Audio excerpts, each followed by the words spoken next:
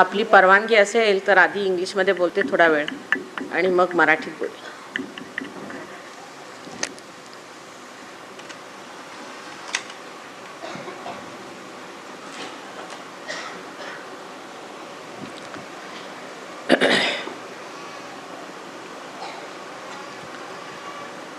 I bow to all the seekers of truth.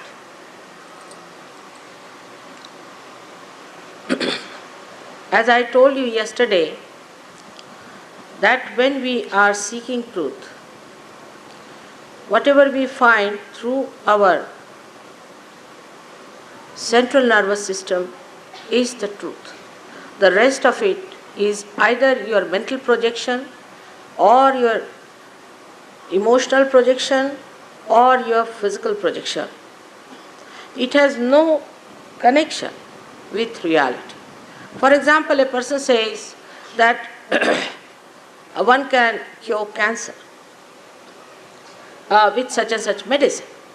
Now, if that medicine is found out, is being practiced and is being established as the real cure for cancer, then one can accept such a statement of a person that it's the true statement. Otherwise, it is still in the process of being a hypothesis, is not the truth. But there are so many other mental projections we have, which is really sometimes very surprising, and people feel aghast with the kind of projections we use to stop the progress of human beings as a whole. First of all, we do not think human being as a whole. We think that human beings are all divided into various parts. God never created this universe with that idea. It was one world that He created. Only thing, to create some variety, He had different types of faces, features. That He did just because without the variety you cannot have beauty. So as a whole, if you have to see the humanity, we have to understand many mistakes we have committed, otherwise there is no end to our destruction. Today we are standing at a brim of a great disaster. It's a great shock we are awaiting. With whatever we have done so far in science, in mental processes, in building up our political, economic, big enterprises, all those are standing at a point where we are lost and we don't understand how are we going to go further. The reason is the mind, which is more Western mind, I should say, not the Eastern mind. But the Western mind goes ahead thinking of the future which does not exist. And when it enters into that area which does not exist, it creates so many problems of very localized type, in the sense that it has no relationship with the whole. For example, our whole science is based on analysis. When you start analyzing things, you go on analyzing it to such a limit that there's a doctor for one hand and doctor for another hand sort of thing happens.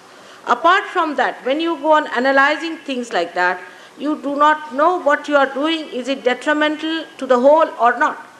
You go on developing, say, atomic energy. You go up to a point and find out that atomic energy is destructive. You develop some medicine like penicillin or sulfur or something like that. You reach a point where it is too much. It all goes to the extremes and you feel the impact of that. Like even in cancer, I've seen people go for chemotherapy. Horrible stuff. You lose your hair, everything happens in such a way that part by part you start losing your body and you exist as a cabbage. This is no cure and this is in no way connected with the whole. Sahaja Yoga deals with human beings as if they are the whole being and the whole universe as a whole. And the human being is a part and parcel of the whole. It doesn't deal with a human being as something separate, like Indians have different problems, Russians have different problems, English have different problems. It deals with them as a whole, as one community. If you do too much in one country, you might affect the other country. Like, I think it was Roosevelt, if I am not incorrect, he said that prosperity anywhere can be threat to the prosperity everywhere. It's a fact. If one country tries to develop too much on material level, then there is a threat to other countries which are depending on it or which are going lower. Because we do not think as a whole that how it is going to affect. Our whole system of the body also goes down like that.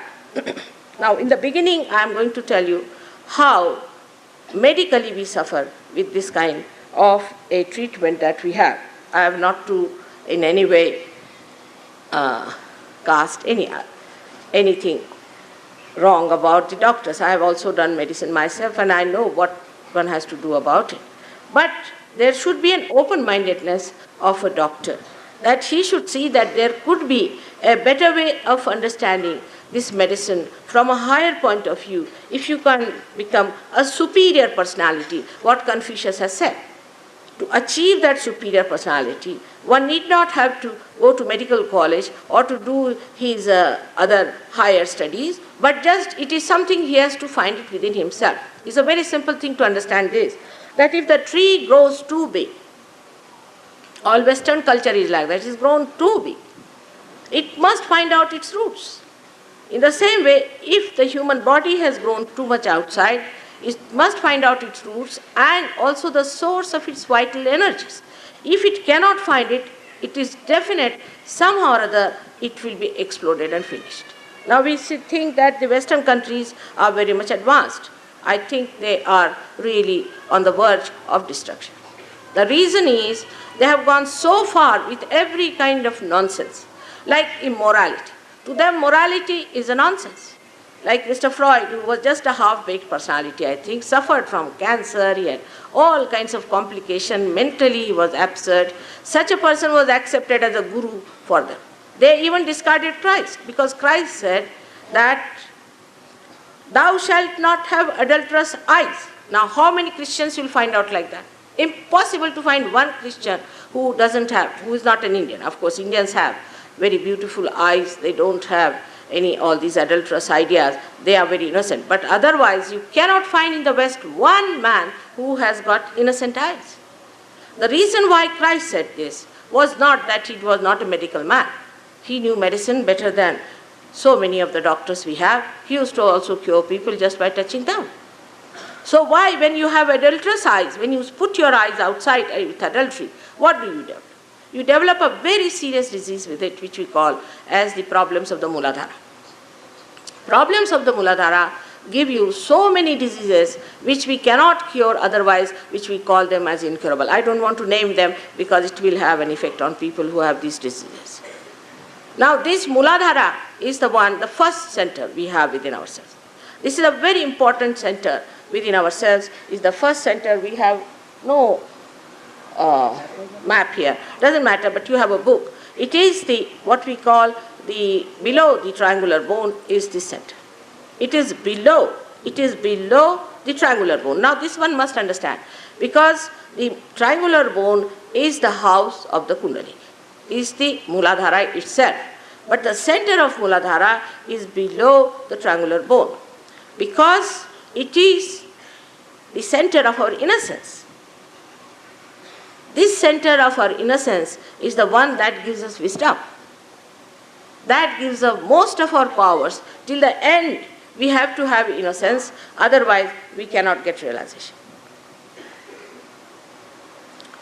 Under these circumstances, we have to understand that when these saints told us, or people like Christ and Buddha told us that we should have innocent eyes, they meant something very much deeper. And instead of criticizing them, we should try to see why they said it. Now these centers that are within us are basically 7. There are 1001, but basically there are 7 centers. The first center is the Muladhara, is of innocence. Even a disease like cancer can be easily cured among Indians. Disease like heart can be easily cured among Indians, but very much less with the Western mind. Because the Western mind is itself is ego personified. It is so egoistical. The doctors, the patients, everybody is so egoistical. Sometimes you get really frightened of them, that it is better to talk to a dog than to talk to them. The ego is so great in the Western countries that it is impossible to tell them that this ego is keeping you out of reality. Now it is a very, very small map and you cannot see it, but it's all right, doesn't matter. What you have to see, now that the main thing one has to see is that we have got 7 subtle centers within us. Now the sense of morality that we lack, to begin with, thanks to the Britishers. When they were here, we never became like them. But when they have gone, now we become swatantra. Actually, swatantra means the technique of the swa means your spirit. Instead of becoming that, now we have become the tantra of the spirit in the mean, the alcohol that you get in a pub. Now, this is all the kindness of the Britishers who lived here for so many years, that they have given us the boon, that we have accepted all that they are doing, absolutely 100%, and now they are at the brink of destruction and we are going to follow them. Those people who have no sense of morality are more prone to diseases than the people who have sense of morality. I met a doctor in England and he said, I was amazed that Indians are living with all these mosquitoes and parasites and this, and they exist. Here we cannot exist. We cannot exist even for 10 days. I have got disciples who come here and they get sick when they come here because they can't bear all the so-called discomfort that they have to go through. They get mosquito bites, they get all kinds of things, and they feel horrible. They think this is sort of an aggression of some parasites on India. But we see our Indians are quite healthy people. The reason is they are moral. If they were not moral, they would have been finished on no time. But they are moral people. Their morality is keeping them. Despite all that we have done to them, the way they are deprived, they haven't got food, they are starving, whatever it is, the morality is their power with which they are existing today. And because of that, only you can give them realization very easily. Like yesterday you saw, you all got realization so easily. Can you imagine such a thing in England or anywhere where I go to about 14 countries, oh God. I have to work for days together, break my hands and legs and everything. It pains me so much to raise their kundalini because they have no sense of morality. Here there must be some people who are like them, no doubt. But the crowd is such, the whole public is such which believes in the moral sense, in the morality of this country. And that's how it is easy to give them realization. So I bow to these people who are coming from villages, from smaller places, who are supposed to be very not so sophisticated, not so rich, nothing. But they have one great power within them, is their morality. And in these modern times, if anybody wants to talk about morality, he is an out-of-date person. First time I went to America, it was in 73. And they had started all these perversions, which I do not want to name in this holy areas. I don't want to talk about those things. But when I went and told them, don't do these things. These will cause you troubles. They will give you diseases. They all shunned me. They said, no, we don't want. They preferred such gurus who said, go ahead with it. Do more. Doesn't matter. You practice it. It's very good. That will help you a lot. All such people became very popular there. While I told them, this will trouble you. And when I went now, last year, they used to telephone to me, Mother, we are already in it. We've got AIDS, we've got horrible diseases which are incurable, we are dying, now what to do? And such a mass of people. 65% of young people in America are not males, women, they are all frigid people. They are, if you go and see there, everybody has to go a psychiatrist, because they are all mentally off, I think. Something wrong with them. Are we all going to become like that, or we are going to come back to our moral sense in India? Now, because of these moral ideas and because of our high ideals, perhaps there are hypocrites also. No doubt, we have hypocrites. But doesn't matter. Hypocrites are hypocrites. Let us now devote ourselves to one idea, that I will become so powerful that nothing can tempt me to become immoral. That is very important. That is what is Sri Ganesh. Sri Ganesha that we have, this Maharashtra is a great country where we have got Ashtavinayakas. Ashtavinayakas are something that have come out of the Mother Earth. As it is said in the Bible, that whatever is produced by Mother Earth and by the sky should not be reproduced and worshipped. Because people started reproducing, selling those murtis and all that. But it has talked about the Swayambhu.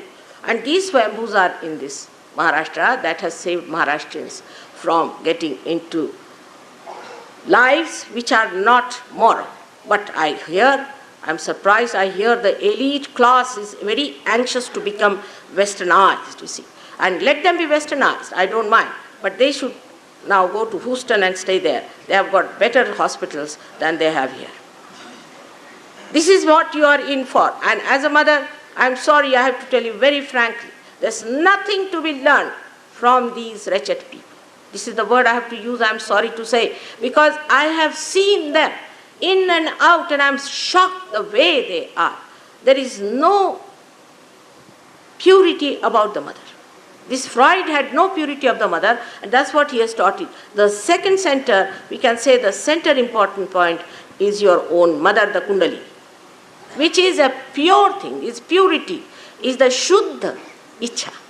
Now, how can he talk to these people? I have no words to say. They have no pure ideas of purity, no relationship of purity. Every woman to them, every man to them is nothing but a horrible sex point. I shouldn't say all these things, but because I know there are people who are taking to this Western culture so fast because it is Western, I better warn you, be careful on that. Your children will become hippies, they'll take to drugs, they'll get into all kinds of dirty habits and filth, and they'll come back with horrible diseases which are incurable. All such people who believe in the Western culture should go and settle down there and enjoy themselves. It's better to leave this country alone. This is what we have to understand, that all those people who believed that what's wrong? What's wrong? The wrong is not only physical, it is mental, emotional, and worst of all, it is spiritual. In every way, it is wrong to be immoral.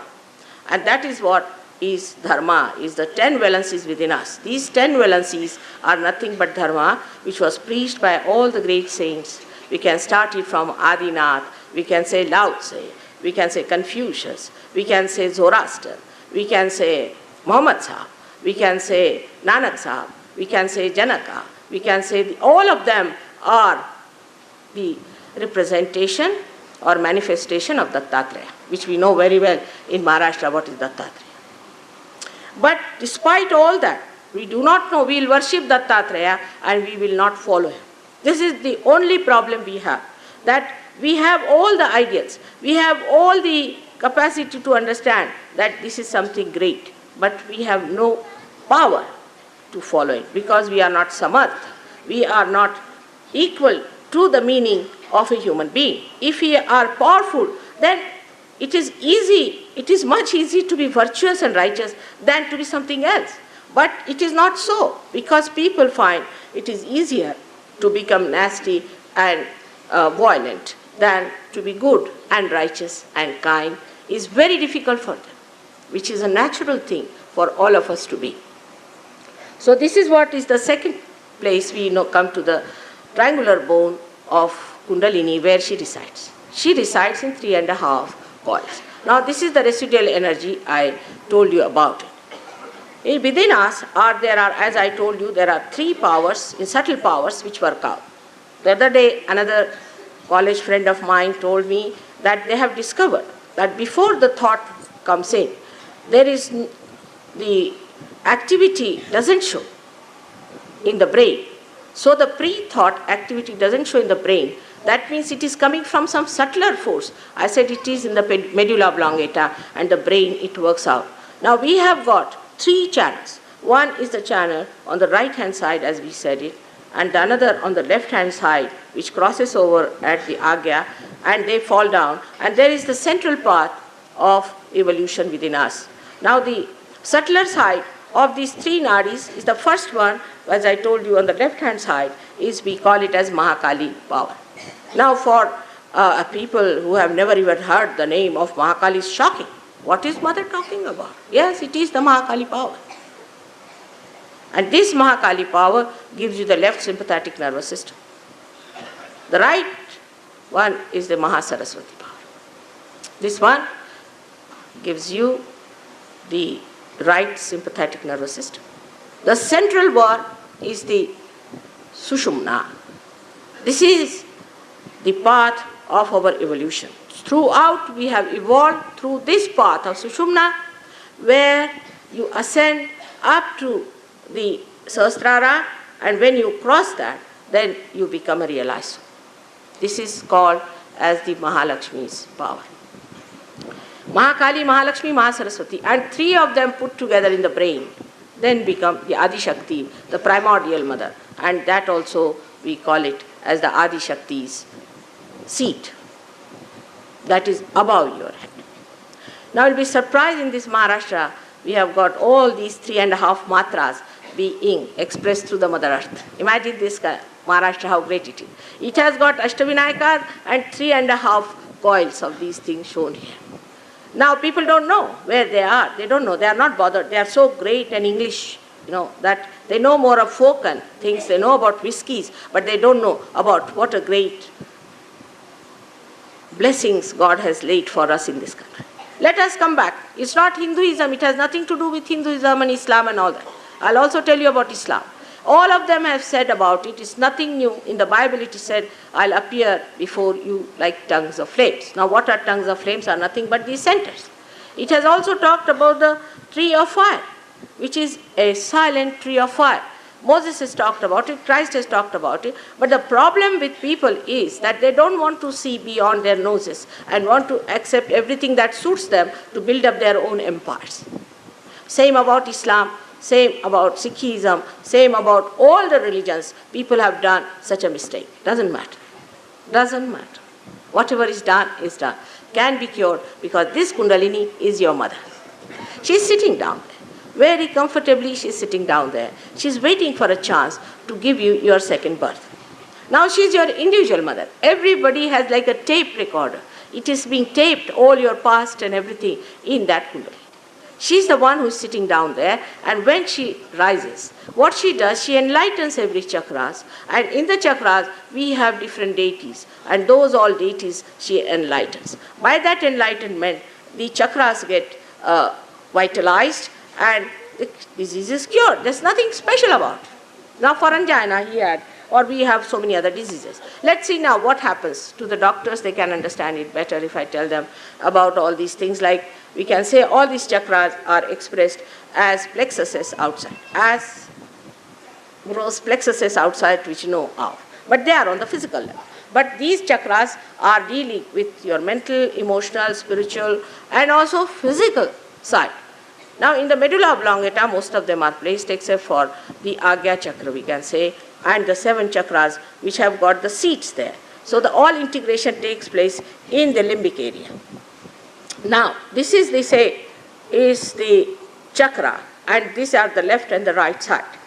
Now when we start moving it too much, then what happens, that when we start using our sympathetic nervous too much of activity or lethargy, one of the two, then what happens? It gets broken up. The relationship with the whole is broken up and you become on your own. One of the cells becomes on its own. That's how it becomes malignant. When it becomes malignant, you see, an ego-oriented person, if you meet someone, you become ego-oriented. A person I have known who has been very humble, good, moral, he goes to England, he talks like a horse. You just can't understand what happens to him. Because you meet other horses, you become like a horse yourself. You behave like a horse all the time, you go on behaving in such a manner that there is nothing of humanity left in you. So this is what happens, that the cell itself becomes malignant and such cells start eating other cells and cancer is set. Now a simple thing we do, it is the tattva, it is the principle on which we work, is this: raise your kundalini. Once you raise the kundalini, what happens, that the center gets vitalized, comes back to normal. Once it gets to the normal, it gets connected with the whole, you get your cancer all right. It should be all right, not necessarily in everyone, but in most of the people it can work out. But as soon as I talk about healing, that's why I didn't want to talk here. Immediately everybody will try to find out how many relations they have got who are sick and bring all of them on my head to be cured. This is not the point. The point is you have to become the doctors yourself. As Mr. Mehrotra has told you very kindly, that you have to become a realized soul and you can cure them. Mother doesn't have so much time, so let us do it that way. You all can become doctors, even a little child knows it, because what happens that when you become a realized soul, then your fingers, your fingertips can feel the centers of another person and of your own. They know what's the problem with that other person is. You need not tell that person that you have got cancer, but you know. You know if somebody is going to die, what happens? These things are to be decoded. That's what only I have done, is to decode it. Because I had to decode, that's my job. After decoding, you must practice it and see for yourself that these fingertips, 5, 6 and 7 are the 7 centers. These 5, 6 and 7 are 7 centers of the right hand side. Now if you put them together, they form 7 centers like that. So you can find out if the person is suffering on the emotional side or is suffering on the physical and mental side, you can find out on your fingertips. Only thing you have to know is the permutations and combinations, how it is working out, what happens. For example, for angina, now is a left Vishuddhi, as we call it, on the left side, left Vishuddhi and the heart. If these two combine, then you get an angina. Angina is caused by lethargic heart that becomes lethargic. It cannot produce any more pumping. Because sometimes the arteries are thickened and all those things. But it is not difficult to cure it, because if you can put your effect on the Kundalini to come up here and make it rise, it will work out. Like in his case also, same thing happened, that when Kundalini came up to the Vishuddhi chakra, you see, the heart tried to, it is a combination. The heart pushed, because heart got the information, it pushed itself out and the whole thing opened up. And I knew that he was all right, so I got into the car and went away, but he felt quite nervous. How is it she's just gone away? Because I knew he was cured. You can know, you can cure. The other day, somebody came to me and he said he has got angina, he was very serious, and he had to go to Worcester. I said, all right, I treated him, and he was improving. I said, it will take some time, but he couldn't help it, he came to London. Again, I treated him. I said, you are all right. Believe me, you are all right, there's nothing wrong with me. So I went to Houston despite all that, and the Houston people said that all your tests are wrong, it's all hospital's mistakes, this, and he went to the best hospital in Bombay. So it is nothing special, it's nothing great, I can tell you this much. It is only that you have to use your residual energy to come up and then connect.